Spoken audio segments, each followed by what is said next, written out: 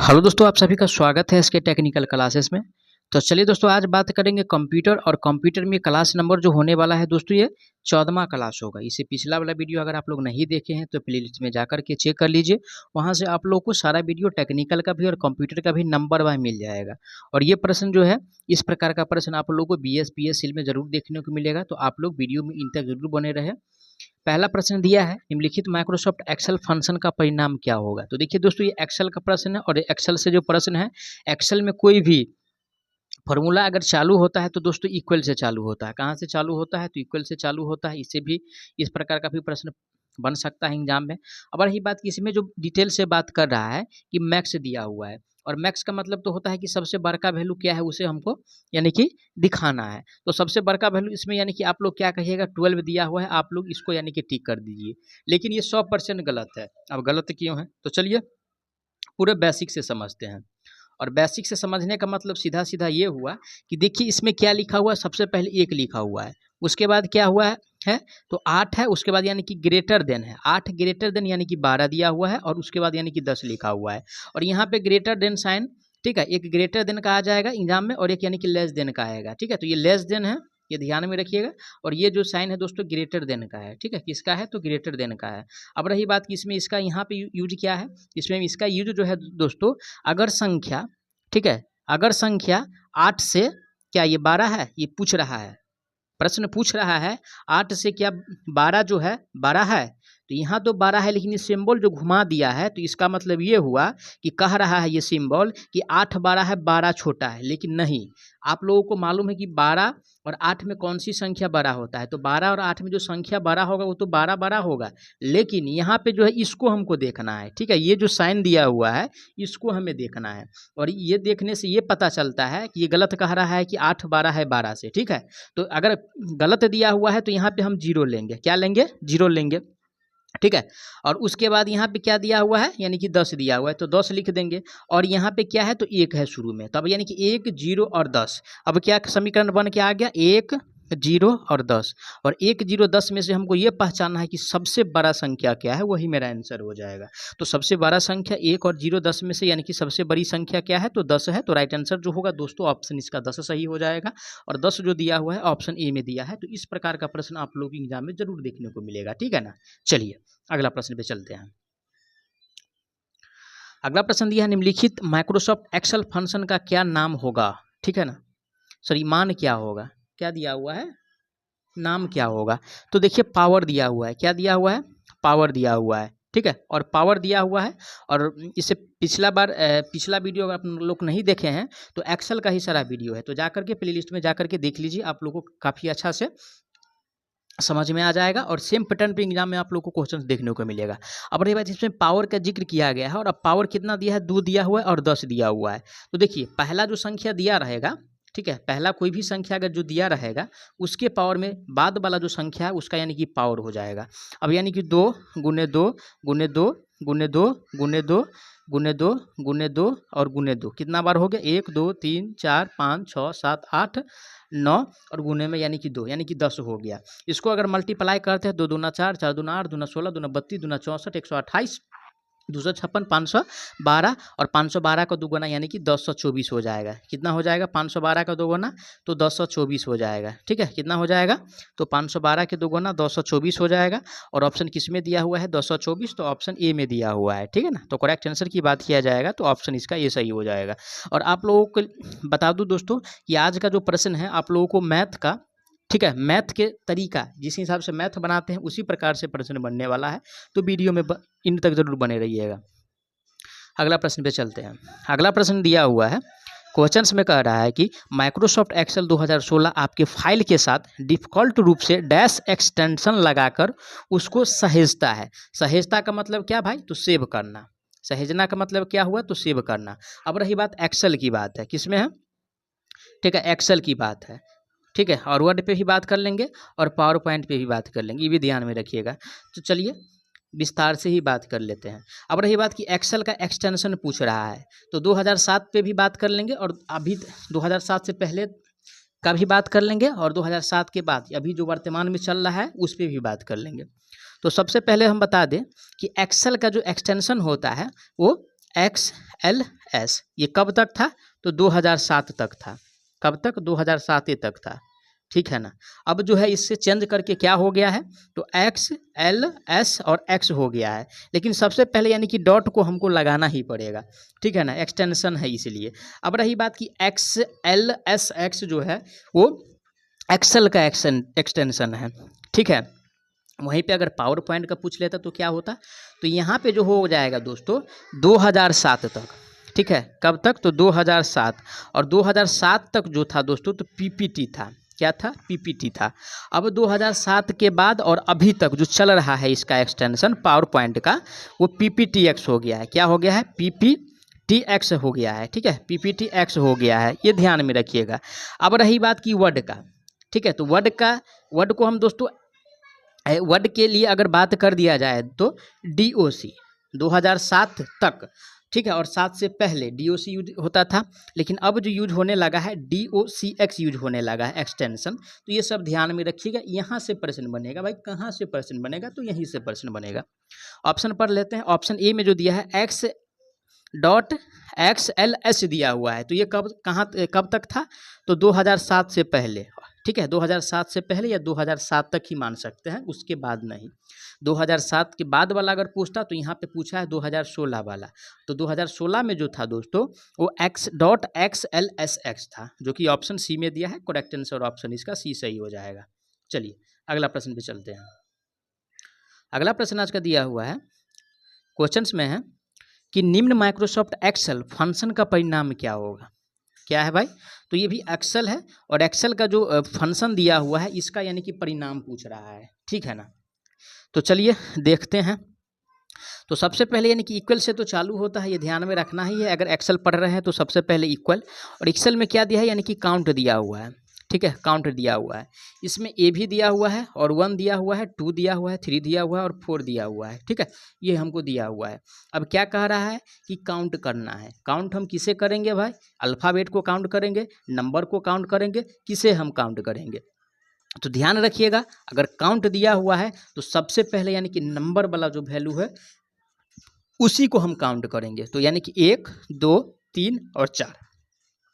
तो नंबर वाला वैल्यू कितना दिया हुआ है? तो 4 दिया हुआ है। अल्फ़ाबेट वाला वैल्यू कितना दिया हुआ है? तो अल्फ़ाबेट का जो वैल्यू दिया हुआ है वो 1 ही दिया हुआ है, क्योंकि 1 है ए तो सिर्फ 1 ही हो जाएगा। अगर बी रहता, सी रहता तो जोड़ते तो 3 हो जाता। लेकिन यहाँ पे क्या है? तो इसे आपस में नहीं जोड़ना है दोस्तों, इसका स्थान को काउंट करना है। देखिए पहला स्थान हो गया, 2 गो हो गया, 3 गो हो गया, 4 गो हो गया। ऐसे नहीं जोड़ना है, 4, 3, 2 और 1 करके नहीं जोड़ना है, ठीक है ना। तो यानी कि संख्या जो स्थान है उसे इसमें गिनना है, तो ये ध्यान में रखिएगा। तो 4 हो जाएगा, ऑप्शन सी में दिया है 4। करेक्ट आंसर की बात किया जाएगा तो ऑप्शन इसका सी सही हो जाएगा, ठीक है।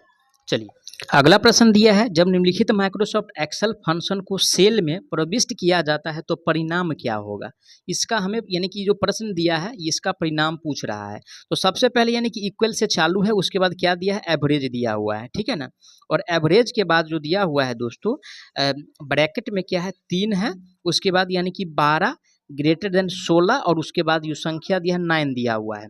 आप लोग कहिएगा कि सेम ही प्रश्न करा रहे हैं, तो वो जो प्रश्न था वो अलग था और ये प्रश्न अलग है। अब देखिए कैसे अलग है। यहाँ पे कह रहा है प्रश्न में कि एवरेज हमको निकालना है। अब रही बात यहाँ पे सबसे बड़ा यानी कि जो फैक्ट है दोस्तों, यहाँ समझना है। ये जो दिया हुआ है यानी कि ग्रेटर देन का, तो क्या 12 जो है 16 से बड़ा है? तो 12 जो है 16 से बड़ा तो होता है, लेकिन ये कह रहा है कि बड़ा है, ये तो गलत बात है। इसका मतलब, इस फंक्शन का मतलब, ये जो सिंबल दिया हुआ है ग्रेटर देन, ये कह रहा है कि 12 बड़ा है, लेकिन 12 बड़ा नहीं होता है। 12 और 16 में 16 बड़ा होता है, और जब 16 बड़ा होता है तो यहाँ पे क्या हो लेंगे हम? तो 0 लेंगे, ठीक है। अगर गलत, देखिए गलत अगर दिया रहेगा तो 0 लेना है। अगर यहीं पे कहता कि यहीं पे अगर सिंबल इस प्रकार का होता तो यहाँ पे जो हम लेते वो 1 लेते। क्यों 1 लेते? क्योंकि सही में कह रहा है कि 12 जो है 12 से बड़ा 16 होता है, लेकिन यहाँ तो गलत कह रहा है। यहाँ कह रहा है कि 16 से बड़ा 12 होता है, लेकिन ऐसा कुछ नहीं है। तो अगर गलत कहेगा तो 0 लेंगे और सही कहेगा तो हम 1 लेंगे। ये ध्यान में रखिएगा, बस प्रश्न बन जाएगा। तो सबसे पहले यानी कि 3 को क्या करना है? प्लस में लेना है। और यहाँ पे देखेंगे तो यहाँ पे क्या यानी कि 0, तो 0 देंगे। उसके बाद फिर यानी कि क्या है? यानी कि 9 बच रहा है और प्लस में यानी कि 9 को करेंगे। और बट्टा में क्या होगा? देखिए संख्या 1 गिनी है और ये दोनों मिलाकर के 1 ही आया है, तो कितना हो गया? 2 हो गया और एक संख्या यानी कि 9 वाला है तो 3 गो हो गया, तो बट्टा में 3 हो जाएगा और 12 में 0 प्लस 3 बराबर 3 और प्लस 9 यानी कि 12 और बट्टा में 3 बराबर में कितना मिलेगा हमको, तो 4 मिलेगा। ठीक है, और 4 ऑप्शन किस में दिया हुआ है, तो ऑप्शन यही में दिख रहा है। ठीक है, तो देरी किस बात का भाई, पट से मार दीजिए। तो करेक्ट आंसर जो होगा ऑप्शन इसका ए सही हो जाएगा, क्योंकि ए में जो दिया हुआ है 4 दिया हुआ है। चलिए आगे बढ़ते हैं, फिर से नए प्रश्न पे चलते हैं। नया प्रश्न दिया है, डिफिकल्ट रूप से संख्यात्मक डेटा माइक्रोसॉफ्ट में डैश में संग्रहित होता है। ठीक है, तो संख्या का मतलब क्या हुआ, 1 2 3 4 और 5 से लेकर के अनंत तक, जो हम यानी कि 1 2 3 4 5 6 7 8 9 10 तक यानी कि काउंट वाली संख्या जितना भी है वो उसे हम क्या कहेंगे, तो संख्यात्मक वैल्यू कहेंगे।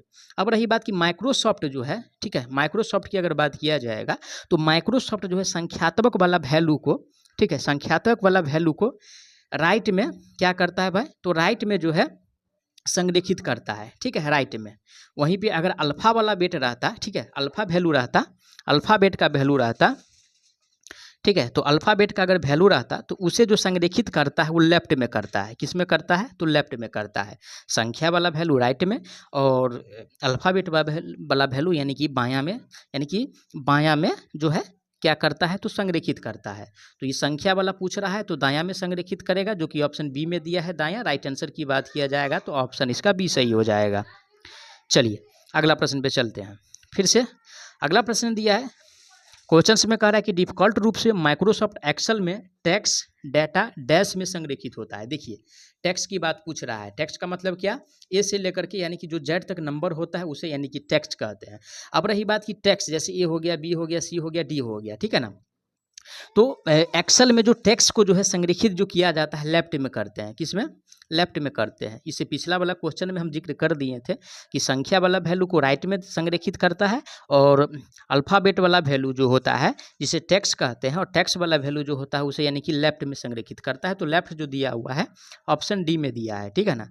करेक्ट आंसर जो होगा दोस्तों ऑप्शन इसका डी सही हो जाएगा। अगला प्रश्न पे चलते हैं।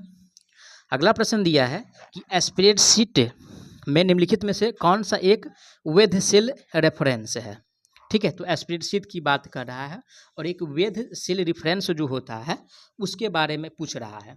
तो सबसे पहले हम रेफरेंस पे चलते हैं। आप लोग समझिएगा, यहाँ से एगो नंबर फंसने का संभावना 100% है BSPSCL में। तो रेफरेंस की अगर बात किया जाएगा, ठीक है, रेफरेंस की अगर बात किया जाए तो ये 3 तरह का होता है। कितने तरह का होता है, 3 तरह का होता है। पहला में जो हम लेंगे दोस्तों रिलेटिव लेंगे, क्या, रिलेटिव रेफरेंस लेंगे, ठीक है। और दूसरा में जो लेंगे दोस्तों, ठीक है ना, दूसरा में लेने वाले हैं मिक्स्ड रेफरेंस, ठीक है, मिक्स्ड रेफरेंस। और लास्ट में जो लेने वाले हैं दोस्तों 3 नंबर पे, इसे एब्सोल्यूट बोलेंगे। क्या बोलेंगे, एब्सोल्यूट रेफरेंस बोलेंगे, ठीक है ना। अब रही बात कि इसका जो फंक्शन होता है, जो एग्जाम में प्रश्न पूछेगा, तो रिलेटिव का जो होता है, ठीक है, एगो अल्फ़ाबेट वाला वैल्यू होगा और एगो नंबर वाला वैल्यू होगा। ये किसका है सिंबल, सो ये किसका फॉर्मूला है, तो रिलेटिव का है। किसका है, तो रिलेटिव का है। अब चलते हैं मिक्स्ड पे। तो मिक्स्ड पे जो है सबसे पहले डॉलर का आइकन आएगा, ठीक है, उसके बाद जो है एगो जो है अल्फ़ाबेट का वैल्यू और एगो यानी कि नंबर का वैल्यू। इसे ऐसे अगर लिख सकते हैं, और नहीं तो एग्जाम में आप लोगों को ए और $1 करके आ जाएगा, ठीक है। चलिए अब 3 नंबर पे जो बच रहा है एब्सोल्यूट रेफरेंस बच रहा है, तो इसे डॉलर और उसके बाद एक अल्फ़ाबेट का वैल्यू और फिर एगो डॉलर आएगा और उसके साथ क्या आएगा, तो एक जो आएगा दोस्तों नंबर आ जाएगा। ये ध्यान में रखिएगा। यहाँ से 3 प्रश्न बन रहा है और 3 गो प्रश्न में से एक ना एगो प्रश्न आप लोगों को प्रत्येक शिफ्ट में देखने को मिलेगा एक्सेल से, ठीक है। तो देखिए इसमें कह रहा है कि वैध रेफरेंस कौन सा है, तो $CD $10 ये किस प्रकार का रेफरेंस है। अगर ये तो नहीं पूछा लेकिन वैधे वाला पूछा है तो ये तो पहले कन्फर्म कर लीजिए कि इसमें जो पूछा है ना दोस्तों कि कौन वैध रेफरेंस है जो बन रहा है, या तो रिलेटिव होगा, या तो मिक्स्ड होगा, या एब्सोल्यूट होगा। लेकिन नाम रख के नहीं पूछ रहा है, तो जो एक बनेगा उसे हम टिक कर देंगे। तो बी में जो दिया हुआ है दोस्तों हैश, तो हैश से कोई ताल्लुक नहीं है, ठीक है ना। और इसमें कह रहा है कि AB, ठीक है, और डॉलर। हम कोई भी प्रश्न यानी कि 3 प्रकार का जो रेफरेंस बताए हैं, कोई भी किसी में भी, ठीक है, किसी में भी बोले हैं कि लास्ट में डॉलर होगा भैया, किसी में नहीं ना बोले हैं। तो देखिए यहाँ पे डॉलर लास्ट में कह रहा है। अब यहाँ पे क्या है, सबसे पहले नंबरे वाला वैल्यू है, तो कोई में भी तो नहीं बता है कि सबसे पहले नंबरे वाला वैल्यू होगा।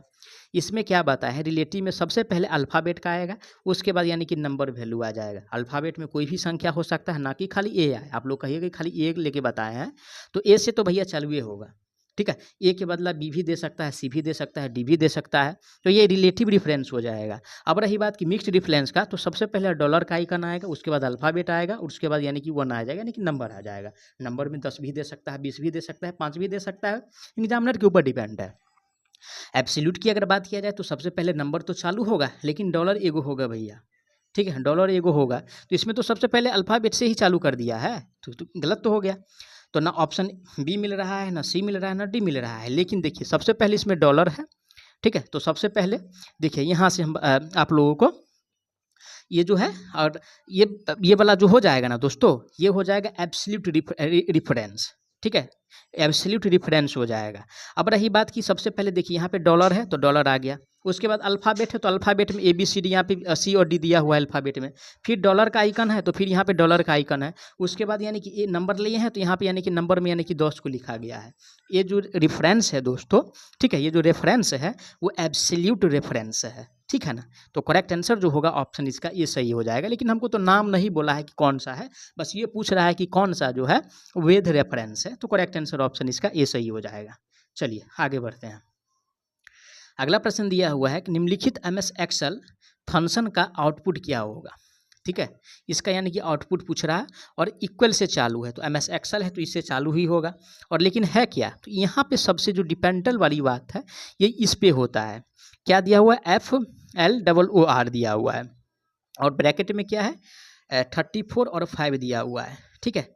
तो फ्लोर अगर दिया होगा तो ब्रैकेट वाला नंबर को हमको सबसे पहले देखना है, और ब्रैकेट वाला नंबर में फ्लोर का जो मतलब होता है, ठीक है, फ्लोर का मतलब ये होता है कि 5 से वो बड़ी संख्या, ठीक है, 5 से वो बड़ी संख्या, ठीक है, सॉरी 34 से वो छोटी संख्या, ठीक है, जो 5 से कट जाए। फ्लोर का मतलब होता है जो सबसे बड़का वैल्यू दिया रहेगा, ठीक है ना, जो सब बड़का वैल्यू दिया रहेगा, और उसके बाद जो 5 दिया हुआ है, तो 34 से छोटा वाला हमको जाना है। फ्लोर का मतलब होता है यानी कि नीचे की ओर जाना है। तो क्या 33 कटेगा 5 से? नहीं कटेगा। क्या 32 कटेगा 5 से? नहीं कटेगा। क्या 31 कटेगा 5 से? नहीं कटेगा। अब क्या 30 कटेगा 5 से? जी हाँ, 5 से 30 कट जाएगा। 5 छक्के यानी कि 30 हो रहा है। अब मेरा जो आंसर होगा दोस्तों यानी कि 30 हो जाएगा, ना कि यानी कि 6 होगा। ये ध्यान में रखिएगा।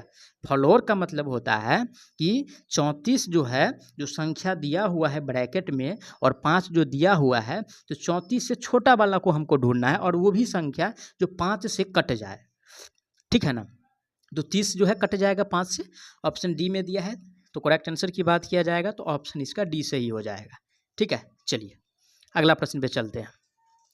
अगला प्रश्न दिया हुआ है कि निम्नलिखित एक्सेल सूत्र का मान क्या होगा। एक्सेल सूत्र दिया हुआ है इक्वल में 72 और माइनस में 8 और भागा 2 और फिर भागा यानी कि 2 दिया हुआ है।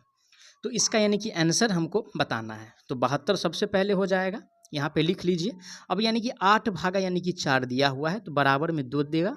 फिर 2 भागा 2, तो 2 के 2 से अगर भाग देंगे तो बराबर में 1 देगा। तो 72 और माइनस में यहाँ पे जो आया है कितना आया है, तो 1 आया है, ठीक है। और यहाँ पे जो 1 आया है दोस्तों, तो 72 में से अगर 1 को घटाते हैं तो यानी कि 71 यानी कि 71 आ रहा है। ऑप्शन पढ़ेंगे, ऑप्शन किस में दिया हुआ है 71, तो ऑप्शन सी में दिया है। तो करेक्ट आंसर की बात किया जाएगा तो ऑप्शन इसका सी सही हो जाएगा। मैं आशा करता हूं आप लोग सारा प्रश्न को अच्छा से समझे होंगे।